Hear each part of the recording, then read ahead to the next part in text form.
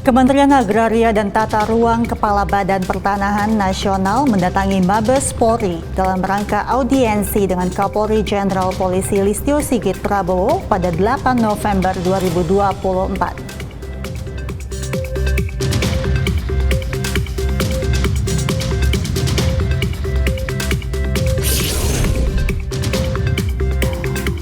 Polrestabes Semarang berhasil mengungkap hubungan antara perjudian online dan kelompok gangster di kota Semarang.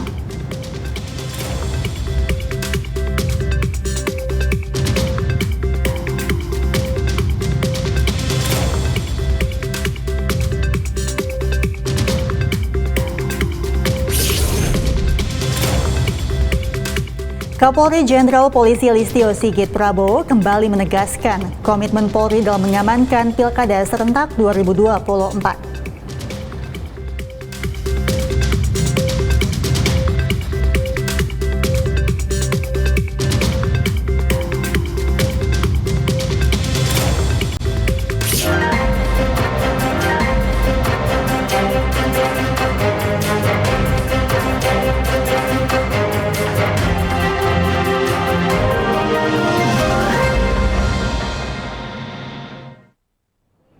Selamat sore pemirsa, Presisi Utama kembali hadir edisi hari ini. Seperti biasa, selain 3 berita utama tadi, selama 1 jam ke depan kami juga telah menyiapkan sejumlah informasi terkini lainnya. Bersama saya, Mentari Detanzil, inilah Presisi Utama selengkapnya.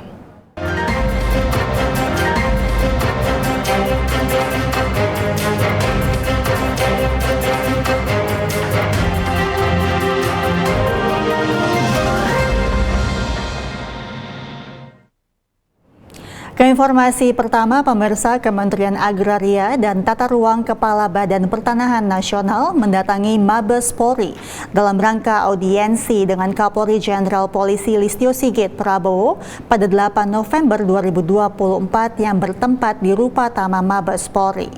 Dalam audiensi ini, Menteri Agraria dan Tata Ruang Kepala Badan Pertanahan Nasional dengan Kapolri Jenderal Polisi Listio Sigit Prabowo membahas terkait pemberantasan mafia tanah.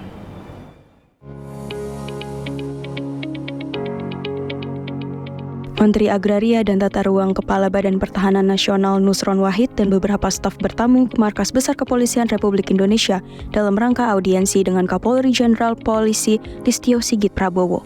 Bertempat di Rupatama Mabes Polri, kedatangan dan audiensi Menteri ATR BPN disambut langsung oleh Kapolri Jenderal Polisi Listio Sigit Prabowo dan jajaran pejabat utama Mabes Polri seperti Astama Ops Kapolri Komjen Pol Ferdianto Iskandar Biti Caca, Wakabareskrim Polri Irjen Pol Asep Edi Suheri, Kadif Propam Polri Irjen Pol Abdul Karim, Kadif Humas Polri Irjen Pol Sandi Nugroho, dan Dirtipidum Bareskrim Polri Brigjen Pol Juhandani Raharjo Puro. Dalam audiensi ini, Menteri ATR BPN Nusron Wahid membahas beberapa hal dengan Kapolri Jenderal Polisi Listio Sigit Prabowo, salah satunya mengenai sinergi dalam pemberantasan mafia tanah di Indonesia. Menteri ATR Kepala BPN menyampaikan, tekadnya dalam pemberantasan mafia tanah di Indonesia tentunya tidak terlepas dari peran dan sinergi dengan Kepolisian Republik Indonesia yang memiliki wewenang khususnya dalam penegakan hukum. Untuk koordinasi tentang strategi berbagai isu-isu tentang kejahatan di bidang pertanahan.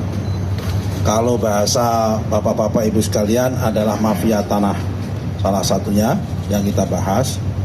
Dan dalam rangka untuk itu kami juga ingin mengundang beliau untuk ngasih pengarahan dan paparan di depan acara kami yang akan kami laksanakan tanggal 14 dan 15 November tahun 2024, yaitu kami mengadakan rakor pemberantasan mafia tanah yang pesertanya itu terdiri dari pejabat BPN, kemudian pejabat polisi, pejabat kejaksaan dan juga melibatkan unsur dari TNI.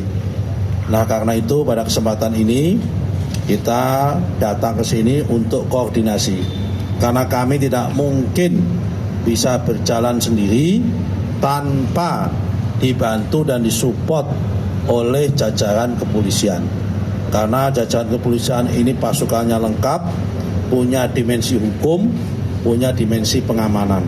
Kami butuh dua-duanya, yaitu butuh hukum dan butuh pengamanannya. Terutama keamanan dalam rangka melakukan eksekusi, pemberantasan maupun mengamankan dan memberikan kepastian kepada masyarakat tentang hak-hak perdata pertanahan dan juga kepastian kepada investor supaya investor yang datang ke sini mau berusaha di sini, beraktivitas ekonomi di sini menjadi nyaman dan tidak terganggu dengan adanya ulah-ulah mafia tanah. Dalam audiens yang berlangsung ini, Kapolri Jenderal Polisi Listio Sigit Prabowo juga menyampaikan akan selalu mendukung kebijakan pemberantasan mafia tanah yang diinisiasi oleh Kementerian Agraria dan Tata Ruang dan secara tegas akan menindak sesuai hukum yang berlaku jika ditemukan adanya penggunaan tanah secara ilegal. Kita akan memperkuat kerjasama yang selama ini telah ada dan nanti kita akan bahas secara khusus di Rakornas. Namun pada prinsipnya tentunya kepolisian mendukung apa yang menjadi program-program, apa yang menjadi kebijakan, khususnya tentunya beliau mendapatkan KPI khusus dari Bapak Presiden dan tentunya kita akan mendukung sehingga kepastian hukum khususnya terhadap masyarakat yang selama ini bersengketa terkait dengan hak-hak keperdataan, apakah itu antar korporasi, kemudian masyarakat dengan pihak-pihak tertentu, dan juga tadi bagaimana melakukan langkah-langkah untuk pemberantasan terhadap orang-orang yang selama ini melanggar aturan undang-undang atau biasa disebut dengan mafia tanah. Kami akan support penuh dan segera akan kita bentuk Satgas bersama untuk mendukung program kebijakan dari Bapak Menteri ATR. Melalui audiens yang dibangun antara Kementerian ATR, BPN, dan institusi Polri, diharapkan dapat mempercepat pemberantasan mafia tanah atau penggunaan tanah ilegal, serta melakukan penegakan hukum, sehingga dapat mewujudkan Asta-Cita Presiden dan Indonesia Emas tahun 2024. Dari Jakarta, Christian Hendra, Polri TV.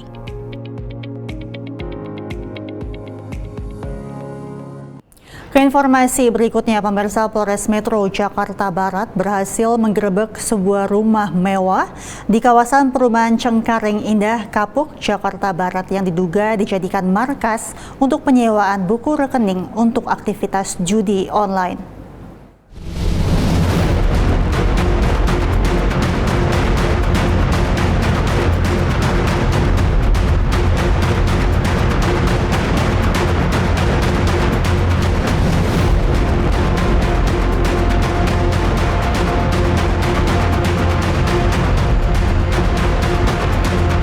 Penggerebekan markas judi online dipimpin langsung oleh Kapolres Metro Jakarta Barat, Kombes Pol M. Syahdudi, didampingi Kasat Reskrim AKBP Andri Kurniawan. Dalam penggerebekan ini, polisi menangkap total 8 orang tersangka. Selain menangkap pelaku, pihak kepolisian juga menyita sejumlah barang bukti yang digunakan dalam operasi ini, di antaranya laptop, monitor, kartu ATM, ponsel, printer, dan bubble wrap. Semua tersangka dan barang bukti kini telah diamankan di Polres Metro Jakarta Barat untuk penyelidikan lebih lanjut. Kapolres Metro Jakarta Barat Kombes Pol M. Syahdudi didampingi Kasat Reskrim AKBP Andri Kurniawan mengatakan tersangka utama RS telah menjalankan bisnis penyewaan rekening sejak tahun 2022. Modus pelaku dengan mengirimkan paket berisi ponsel dan aplikasi e-banking ke Kamboja, tempat di mana rekening digunakan sebagai penampungan transaksi judi online oleh operator yang juga warga negara Indonesia. Diperkirakan ada lebih dari 4.324 rekening yang digunakan untuk aktivitas ini, dengan nilai perputaran uang yang diperkirakan mencapai 21 miliar rupiah per hari. Selain itu, hasil tes urin terhadap para tersangka menunjukkan bahwa 6 dari 8 tersangka positif narkoba jenis sabu. Dan untuk mempertanggungjawabkan atas perbuatannya, tersangka dijerat dengan pasal berlapis, yakni undang-undang terkait dengan perjudian online dengan sanksi pidana penjara 4 tahun dan denda 4 miliar rupiah, serta undang-undang tentang informasi dan transaksi elektronik dengan sanksi pidana maksimal 10 tahun penjara dan denda maksimal 10 miliar rupiah. Pengungkapan tindak pidana perjudian online dengan modus operandi memperjualbelikan rekening, di mana dengan rekening tersebut digunakan sebagai rekening penampungan transaksi keuangan perjudian online di Kamboja. Jadi yang kita ungkap ini adalah jaringan internasional perjudian online. Kami sampaikan bahwa hal ini terungkap diawali dengan adanya informasi bahwa di wilayah hukum Polres Metro Jakarta Barat ada transaksi ataupun modus operandi memperjualbelikan rekening yang digunakan untuk transaksi perjudian online. Penindakan terhadap pelaku judi online merupakan komitmen Polres Metro Jakarta Barat dalam menindaklanjuti program Astacita Presiden Prabowo, serta instruksi Kapolri Jenderal Polisi Listio Sigit Prabowo untuk melakukan pemberantasan judi online secara tegas dan tuntas sampai ke akar-akarnya. Dari Humas Polres Metro Jakarta Barat melaporkan untuk Polri TV.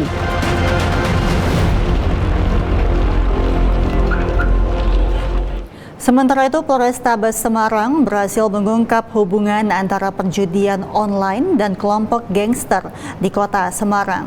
Hasil investigasi menemukan adanya jaringan pendanaan dari situs perjudian online untuk mendanai aktivitas berbagai kelompok gangster.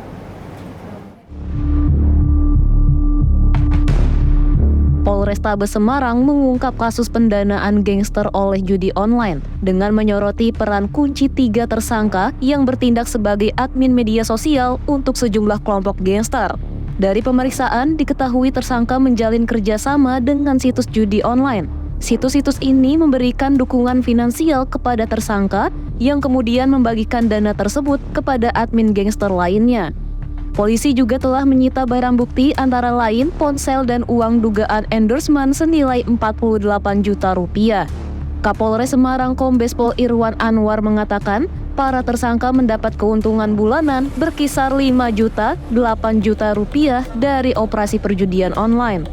Uang tersebut digunakan untuk mendanai berbagai kegiatan gangster, termasuk pembiayaan tawuran, pertemuan dan rekreasi, serta pembelian atribusi dan miras.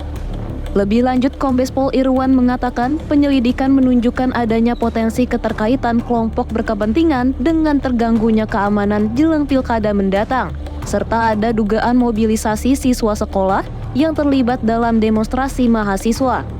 Polrestabes Semarang telah mengambil langkah untuk memblokir situs perjudian online yang terlibat dan saat ini berupaya mengidentifikasi pelaku di level atas di balik operasi ilegal ini. Bagaimana modusnya? Jadi seperti yang kami jelaskan tadi, ada aliran dana dari situs judi online masuk kepada Iqbal turun ke Alvin dan Sani untuk penggunaan dana tadi. Yang berikutnya, kurang lebih mereka menerima 5-8 juta per bulan.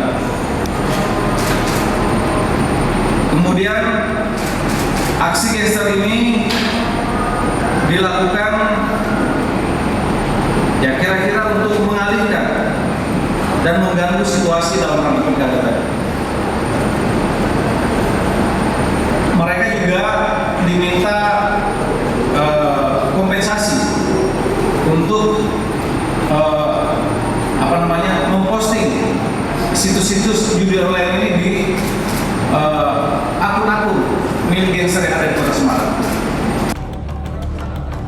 Ketiga tersangka kini dijerat dengan Undang-Undang RI Nomor 1 Tahun 2024 dengan ancaman hukuman maksimal 10 tahun penjara dan atau denda 10 miliar rupiah.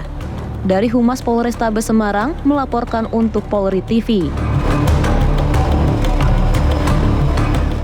Ditres Narkoba Polda Kalsel menggelar konferensi pers terkait pengungkapan kasus peredaran narkotika di wilayah Kalimantan Selatan yang digelar di Aula Presisi Ditres Narkoba Polda Kalsel Banjarmasin dan berhasil mengamankan sejumlah besar barang bukti narkotika.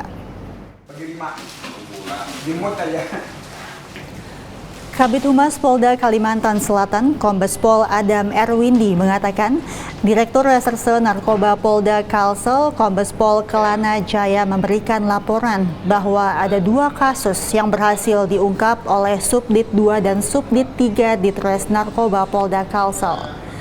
Dari 2 kasus tersebut, Satres Narkoba Polda Kalsel mengamankan 2 orang tersangka dengan barang bukti yang berhasil disita meliputi 4,97 kg sabu, 54.758 butir ekstasi, serta serbuk ekstasi seberat 4.989 gram.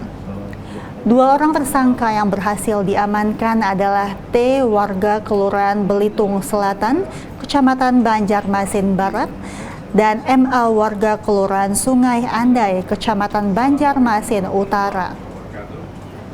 Kombes Pol Kelana Jaya menambahkan, barang bukti yang diamankan merupakan jaringan wilayah Kaltim, Kalteng, dan Surabaya, Jawa Timur dengan akses peredarannya melalui jalur darat dan laut. Polda Kalimantan Selatan akan terus mengembangkan kasus tersebut sampai akhirnya menangkap bandar besarnya. Hal tersebut sebagai upaya untuk memerangi peredaran narkotika di wilayah Kalimantan Selatan.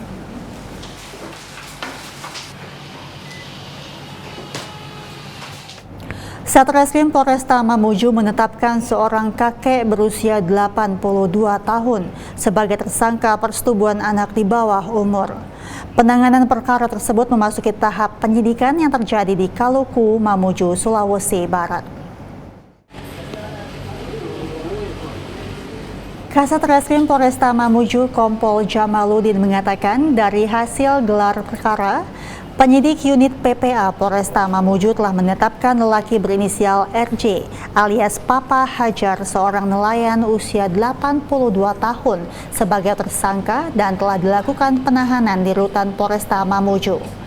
Kompol Jamaludin menambahkan dari hasil pemeriksaan saksi, korban dan tersangka telah terjadi beberapa kali tindakan pencabulan dan persetubuhan di rumah milik tersangka saat keluarga lainnya tidak berada di rumah.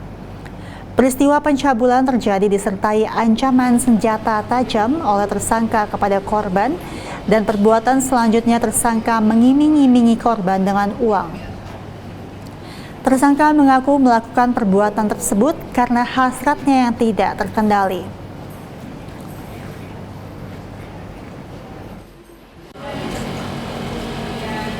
Pemirsa, kami akan segera kembali usai jeda berikut ini.